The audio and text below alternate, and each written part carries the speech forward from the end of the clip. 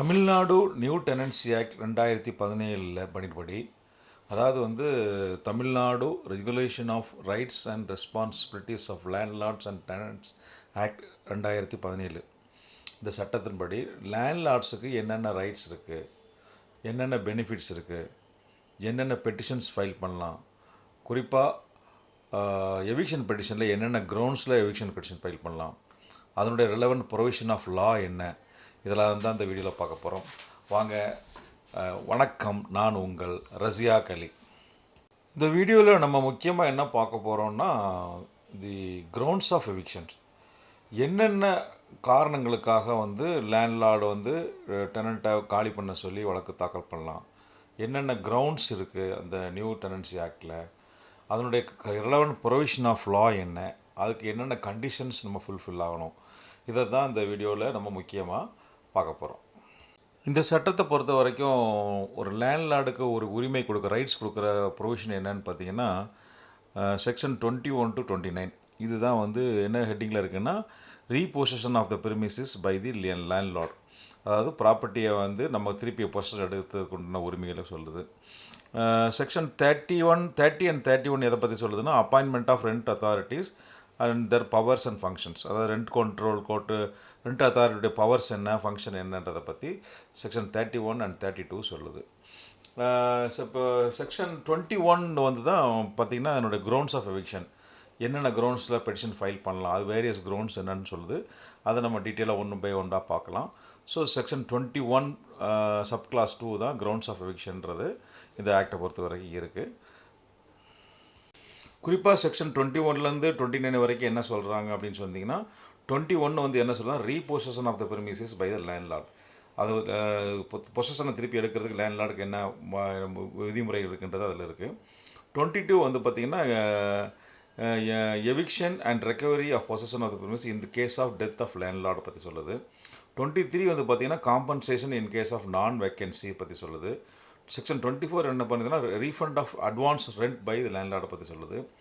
Section 25 பார்த்திங்கன்னா payment of rent during eviction proceedings அதை பற்றி சொல்லுது. செக்ஷன் 26 என்னதுன்னா permission to build additional structures அதை பற்றி சொல்கிறாங்க.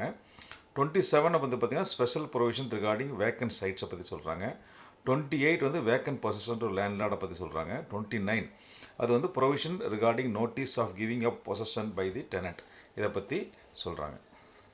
நம்ம என்னென்ன கிரவுண்ட்ஸில் எவிக்ஷன் பெட்டிஷன் ஃபைல் பண்ணலாம் அப்படின்னு பார்த்தீங்கன்னா, ஃபஸ்ட்டு நான் பேமெண்ட் ஆஃப் ரெண்ட் பண்ணலாம். அப்புறம் சப்லெட்டிங் வித்தவுட் கன்சென்ட் அதுக்காக ஃபைல் பண்ணலாம்.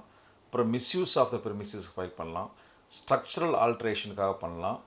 Nuisance or damage to the building பண்ணலாம். அப்புறம் ரெக்யர்மெண்ட் ஃபார் ஓனர்ஸ் ஆக்குபேஷனுக்காக பண்ணலாம். அப்புறம் டெனன்சி முடிஞ்சு போச்சு, எக்ஸ்பைரி ஆஃப் டெனன்சின்னு போடலாம். அப்புறம் பிரீச் ஆஃப் அக்ரிமெண்ட் அதுக்கும் அந்த காரணத்துக்காக போடலாம். ரிஃப்யூசல் டு வெக்கேட் அதுக்கும் நம்ம பெட்டிஷன் ஃபைல் பண்ணலாம். ஸோ இதான் various grounds for eviction. Section 21 sub clause 2ல் சொல்லப்பட்ட ஃபஸ்ட்டு கிரவுண்டு ஏ கிரவுண்டில் என்ன சொல்லியிருக்க எவிக்ஷன் அப்படின்னு பார்த்தீங்கன்னா, tenant and landlord fail to enter into an agreement under subsection 2 of subsection 4 mean section 4. அதாவது செக்ஷன் 4ல் சப் கிளாஸ் 2ல் சொல்லப்பட்டபடி லேண்ட்லார்டும் டெனண்ட்டும் ஒரு ரிட்டன் ரெண்டல் அக்ரிமெண்ட்டு பண்ணாமல், ரெஜிஸ்ட்ரேஷன் பண்ணாமல் போயிட்டாங்கன்னா, அதுக்காக இந்த கிரவுண்டை பற்றி இப்போ இந்த கிரவுண்டை சொல்லி எவிக்ஷன் பெட்டிஷன் ஃபைல் பண்ணலாம். ரெண்டாவது உள்ள எவிக்ஷன் கிரவுண்ட் என்னென்னு பார்த்தீங்கன்னா, that is section 21 sub clause 2 sub clause B என்ன சொல்கிறாங்கன்னா, தொடர்ந்து 2 மாதத்துக்கு வாடகை பே பண்ணாமல் இருந்து, அதுவும் அதுக்கப்புறம் நோட்டீஸ் வாடகை கேட்டு நோட்டீஸ் டிமாண்ட் நோட்டீஸ் அனுப்பின பிறகும் அதிலிருந்து 1 மாதத்துக்குள்ளே பணம் கொடுக்கல அப்படின்னு சொன்னால், அந்த கிரவுண்டில் பெட்டிஷன் ஃபைல் பண்ணலாம், எவிக்ஷன் கிரவுண்ட் ஃபைல் பண்ணலான்னு சொல்லியிருக்காங்க. ஸோ இந்த மாதிரி பெட்டிஷன் ஃபைல் பண்ணும்போது டெனண்ட் அந்த 1 மாதத்துக்குள்ளே டெபாசிட் பண்ணிட்டாங்கன்னா, அப்போ நோட்டீஸ் டிமாண்ட் நோட்டீஸ் அனுப்பிச்சு 1 மாதத்துக்குள்ளே ஃபைல் பண்ணிட்டா இந்த எவிக்ஷன் கிரவுண்ட் ஃபைல் பண்ண முடியாது. பட் இதே மாதிரி ரிலீஃப் பார்த்திங்கன்னா, டெனண்ட்டுக்கு ஒரு முறை தான் கொடுப்பாங்க. ஸோ ஒரு முறை அது மாதிரி டிஃபால்ட் பண்ணிட்டு ரெண்டாவது ஒரு நோட்டீஸ் அனுப்பிச்சாங்கன்னா, அப்போது நோட்டீஸ் கொடுத்தாங்க, அப்போ அதுக்குள்ளே டெபாசிட் பண்ணால் செல்லாது.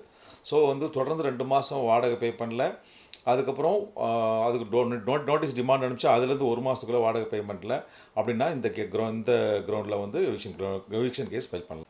மூணாவதாக உள்ள கிரவுண்டு என்னென்னு பார்த்தீங்கன்னா, section 21 sub clause 2 sub clause C என்ன சொல்கிறாங்கன்னா, சப்லெட்டிங் பண்ணுறது அல்லது பொசஷனை வேறு யாருக்காவது ஒரு பகுதியோ ஒரு மொத்தத்தையோ லேண்ட்லார்டோட பெர்மிஷன் இல்லாமல் கொடுக்குறது, மேல் வாடகைக்கு விடுறது. அதுவும் மொத்தமாகவோ ஒரு பகுதியாகவோ லேண்ட்லார்டோட பெர்மிஷன் இல்லாமல் விட்டிங்கன்னா அதுக்கு வந்து செக்ஷன் 21 சப்கிளாஸ் 2 சப்கிளாஸ் சி படி காலி பண்ண கேஸ் ஃபைல் பண்ணலாம்.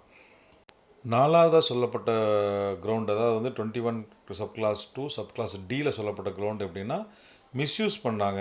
அந்த லேண்ட்லார்டை வந்து ஒரு பர்பஸ்க்காக கொடுக்குறாங்க வாடகைக்கு, இவர் வந்து வேற ஒரு பர்பஸ்க்காக யூஸ் பண்ணுறாரு. ஸோ அதை மிஸ்யூஸ் பண்ணுறாங்க.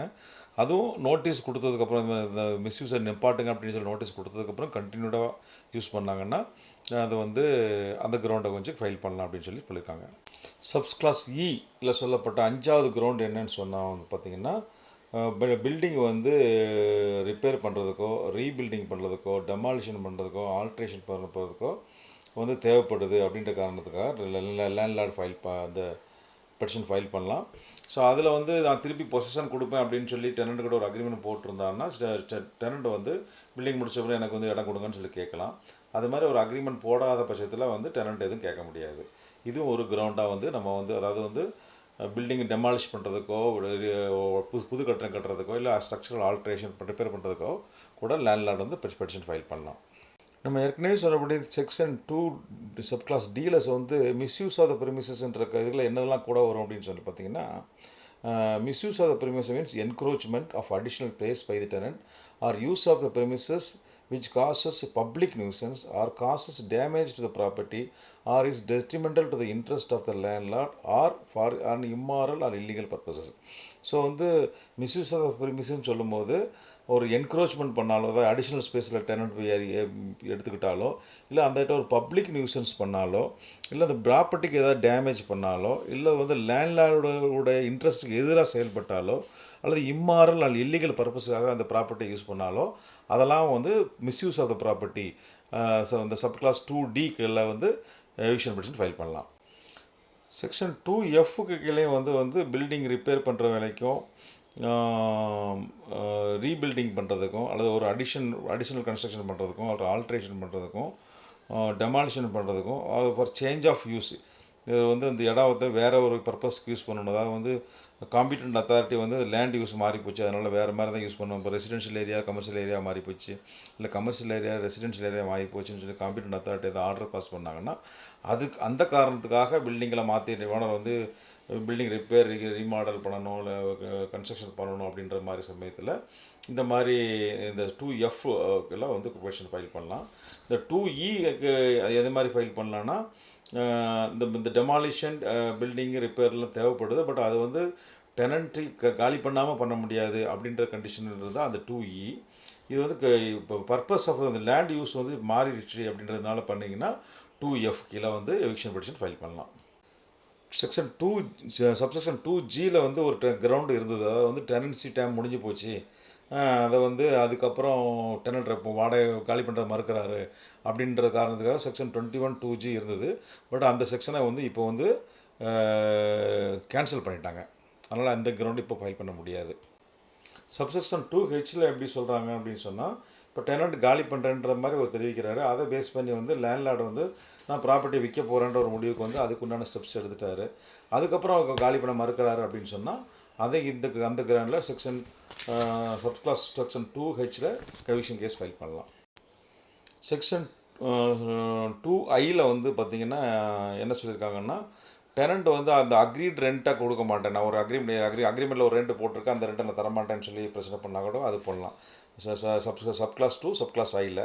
சப்கிளாஸ் 2 சப்கிளாஸ் ஜேயில் வந்து என்ன பார்த்திங்கன்னா, டெனண்ட் வந்து ஏதாவது ஒரு ஸ்ட்ரக்சரல் சேஞ்சு பண்ணியிருக்காரு, ஒரு புதுசாக எனி பெர்மனன்ட் ஸ்ட்ரக்சர் வந்து பில்டிங்கில் பண்ணுறாரு, அதில் எந்த விதமான லேண்ட்லோட பெர்மிஷன் இல்லாமல் அதே மாதிரி அடிஷ்னல் ஸ்ட்ரக்சர் போட்டார்னா அதுக்காக இந்த கிரவுண்டில் ஃபைல் பண்ணலாம். அதாவது சப்கிளாஸ் 2 சப்கிளாஸ் ஜே. மேலே சொன்ன கிரவுண்ட்ஸ்க்காக வந்து நீங்கள் எவிக்ஷன் கேஸ் ஃபைல் பண்ணுறது தான் செக்ஷன் 21லேருந்து செக்ஷன் 32ல் உள்ள ப்ரொவிஷனில் சொல்லப்பட்ட விஷயங்களை ஃபாலோ பண்ணணும். ஒரு RLTOP வந்து ரெண்ட் கண்ட்ரோல் அத்தாரிட்டிகிட்ட ஃபைல் பண்ணலாம், ரெண்ட் கண்ட்ரோல் கோர்ட்டில் ஃபைல் பண்ணலாம். டாக்குமெண்ட்ஸை ஃபைல் பண்ணிவிட்டு கேஸ் ஃபைல் பண்ணலாம். இந்த கேஸை பொறுத்த வரைக்கும் சம்மரி ப்ரொசீஜர்ஸ் தான் நடக்கும். சிவில் கோர்ட்டு மாதிரி கேஸ் இழுத்துட்டு போகாது. அதனால் சிவில் கோர்ட்டுக்கு போக வேண்டிய அவசியமும் இல்லை. இந்த RLTOP ஃபைல் பண்ணி ரெண்ட் கோர்ட்லேயே வந்து நம்ம எவிக்ஷன் ஆர்டர் வாங்கலாம். இந்த ஆர்எல்டிஓபி எவிக்ஷன் கேஸை பொறுத்த வரைக்கும் ரொம்ப குயிக்காக கேஸ் முடிஞ்சிடும். அதுக்கப்புறம் வந்து அதே கோர்ட்டில் வந்து ஒரு இபி அதாவது எக்ஸிக்யூஷன் பெட்டிஷன் ஃபைல் பண்ணி டெனண்ட்டையும் உடனடியாக காலி பண்ணிடலாம். இந்த சட்டத்தை பொறுத்த வரைக்கும் இந்த எல்லா கிரவுண்ட்ஸும் அப்ளிகபிள் ஆகணும் அப்படின்னா டெனன்சி அக்ரிமெண்ட் போட்டிருக்கணும். அது வந்து அதை வந்து ரிட்டன் அக்ரிமெண்ட்டாக இருக்கணும். அதை ரெண்டல் அத்தாரிட்டியை ரெஜிஸ்ட்ரேஷன் பண்ணிடணும். அப்படின்னா தான் எல்லா கிரவுண்ட்லேயும் வந்து எவிக்ஷன் ஃபைல் பண்ணலாம். ஓரல் டெனன்சியை பொறுத்த வரைக்கும் இந்த ஆக்ட் வந்து ரெக்கக்னைஸ் பண்ணல. செக்ஷன் 4 ஆஃப் தி ஆக்ட் வந்து கண்டிப்பாக சொல்லுது ரெஜிஸ்ட்ரேஷன் கண்டிப்பாக பண்ணணும், ரிட்டன் அக்ரிமெண்ட் இருக்கணும் அப்படின்ற மாதிரி சொல்லியிருக்காங்க. பட் இப்போது லேட்டஸ்ட்டாக வந்த ஜட்ஜ்மெண்ட் படி வந்து பார்த்திங்கன்னா ஓரல் அக்ரிமெண்ட்டோ இல்லை ரிட்டன் அக்ரிமெண்ட்டோ இல்லாமல் இருந்தாலோ இல்லை வந்து ரெஜிஸ்ட்ரேஷன் பண்ணலாம்னா கூட ஆர்எல்டிஓபி எவிக்ஷன் கேஸ் ஃபைல் பண்ணலாம். பட் ஒரே ஒரு கிரவுண்டு, அது ஏற்கனவே சொன்னேன் இல்லையா, 21 subclass 2 subclass A. அது என்னென்னா landlord and tenant fail to enter rental agreement, lease agreement as required under the act. அப்படி இல்லைன்னு சொல்லி போடலாம். பட் மற்ற கிரவுண்டுக்காக ஃபைல் பண்ண முடியாது. ரிஜிஸ்ட்ரேஷன் பண்ணால் தான் எல்லா கிரவுண்டுக்காக ஃபைல் பண்ண முடியும். ரிஜிஸ்ட்ரேஷன் பண்ணலை, ரிட்டன் அக்ரிமெண்ட் இல்லை அப்படின்னா ஒரே ஒரு ground, subsection 21 subclass 2 subclass A கிரவுண்டுக்கு மட்டும்தான் landlord and tenant fail to evict the landlord and tenant fail to enter into written agreement, register agreement அந்த காரணத்துக்காக ஃபைல் பண்ணலாம். ஸோ இந்த இவ்வளோ நேரம் பார்த்தவருடைய சுருக்கத்தை பார்க்கணும் அப்படின்னு சொல்லிட்டிங்கன்னா, நான் பேமெண்ட் ஆஃப் ரெண்ட்டுக்கும் அன்ஆத்தரைஸ் சப்லிஸ்டிங், அப்புறம் misuse, structural changes, nuisance, bona fide requirement of the landlord, அப்புறம் expiry of the lease, breach of agreement, இப்படிப்பட்ட காரணங்களுக்காக எவிக்ஷன் கேஸ் ஃபைல் பண்ணலாம் இந்த புது ஆக்டின் படி. இந்த வந்து ரெண்டல் அக்ரிமெண்ட் ஓரல் அக்ரிமெண்ட் தான் போட்டிருக்காங்க, இல்லை ரிட்டன் அக்ரிமெண்ட் இல்லை, ரெஜிஸ்ட்ரேஷன் பண்ணலை அப்படின்னா கூட சப்கிளாஸ் 21 subclass 2 subclass A படி landlord and tenant fail to enter registered அக்ரிமெண்ட்ன்ற காரணத்துக்காக ஃபைல் பண்ணலாம். தொடர்ந்து லேண்ட்லார்ட் டெனன்ட்டினுடைய உரிமைகள், என்னென்ன கேஸ் சைட்டேஷன்ஸ், என்ன லாஸ் இருக்குது, என்னென்ன பிரச்சனைகளை எப்படி சால்வ் பண்ணுறதுன்னு பல வீடியோ போட்டுட்ருக்கேன். இன்னும் பல வீடியோ இந்த லேண்ட்லார்ட் டெனன்ட் ரிலேஷன்ஷிப்பை பற்றி, எவிக்ஷனை பற்றி, மற்ற பெனிஃபிட்டை பற்றி பல வீடியோ போட போகிறேன். தொடர்ந்து பாருங்கள், அதுவும் கண்டிப்பாக உங்களுக்கு யூஸ்ஃபுல்லாக இருக்கும். தொடர்ந்து நம்ம சேனலில் பாருங்கள். ரஷ்யாக் சட்டம் அறிவோம் என்ற ஒரு சேனலும், ரஷ்யாக் லா டியூப் அப்படின்ற சேனலும் இருக்குது. இந்த சேனலில் ஏராளமான பிளேலிஸ்ட் இருக்குது, அதுக்குள்ளே ஏராளமான வீடியோஸ் இருக்குது. உங்களுக்கு சட்டம் சம்பந்தமாக எந்த சந்தேகமாக இருந்தாலும் நம்ம ரஷ்யாக் சட்டம் அறிவோம் அல்லது ரஷ்யாக் லா டியூப் அப்படின்னு டைப் பண்ணுங்கள். நம்ம சேனல் ஓப்பன் ஆகும். அதுக்குள்ளே உள்ள உங்களுக்கு சம்மந்தப்பட்ட பிளேலிஸ்ட்டை கிளிக் பண்ணுங்கள். அதுக்குள்ளே உள்ள உங்களுக்கு சம்மந்தப்பட்ட வீடியோவை கிளிக் பண்ணுங்கள், பாருங்கள். உங்களுடைய சட்ட சம்மந்தப்பட்ட எந்த விதமான சந்தேகமாக இருந்தாலும் அதுக்கு உங்களுக்கு தேவையான விளக்கங்கள் அதில் இருக்கும். அதையும் தாண்டி உங்களுக்கு வேறு ஏதாவது சந்தேகம் இருந்ததுன்னா இந்த நம்பரை கான்டாக்ட் பண்ணுங்கள். உங்களுக்கு சட்ட ஆலோசனைகளோ இல்லை வேறு ஏதாவது உதவியோ தெரிஞ்சால் நேரடியாகவோ ஃபோன் மூலியமாகவோ உங்களுக்கு என்னோடய டைமுடைய அவைலபிலிட்டியை பொறுத்து, சப்ஜெக்ட் டு மை அவைலபிலிட்டி, உங்களுக்கு சட்ட ஆலோசனைகள் தரேன். அடுத்த ஒரு டாப்பிக்கோடு உங்களை சந்திக்கிறேன். அதுவரை உங்களிடமிருந்து விடை வருவது உங்களில் ஒருவன் ரஷ்யாக் அலி. நன்றி, வணக்கம்.